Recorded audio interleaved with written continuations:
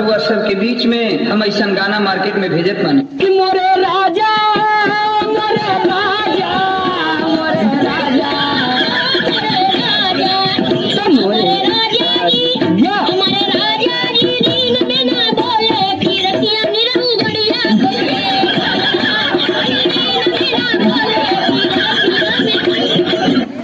आओ चाइना वाली माल का हाल बा? आज तक एकदम बिजली के तार लगातार हो। आवा चिपक के मर जा। अरे हीरो सुनिए।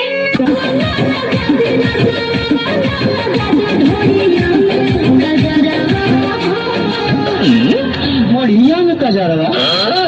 है पे नाची पड़ी का मुझे बताओ मेरी लवन गिर जाए का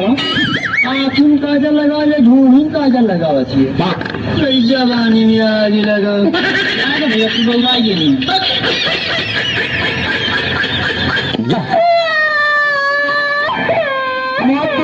अरे मुचरो अरे मुचरो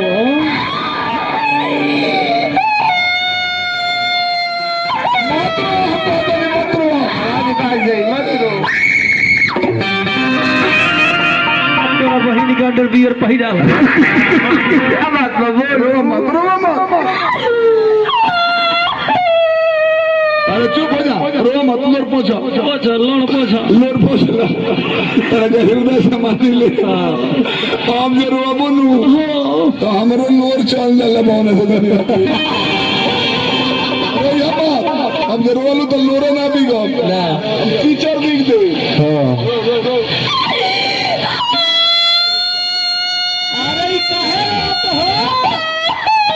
लागत ले ले का हो मोबाइल ले ले बा कौन से एयरटेल के ए बाबू कौन है कर मोबाइल ले ले बड़ी महंगा मोबाइल रखे ले नु एयरटेल के रख बोला हां बोल रास्ता बोल कौन ले ले मोबाइल बा तो कौन कोइला सिया कोनो बातो चितना कोइला से कोनो धइले रहला कुछ भी खाता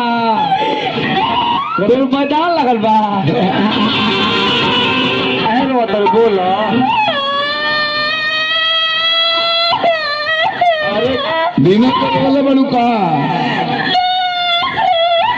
कुकुर घर ला रहला कोनो मिसला से ना लो कोनो कान मिसला कुछ फाटल बा कोनो साड़ घर लगल रास्ता में कुछ ना भइल कोनो घटना ना भइल तो कहा चटका जरूरत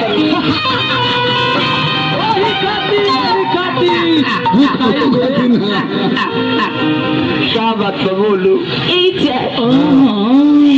अपना दिल की बात हम कहेंगे कहीं और कैसे कहीं मुँह से नु कहबो कि गाली से कहबो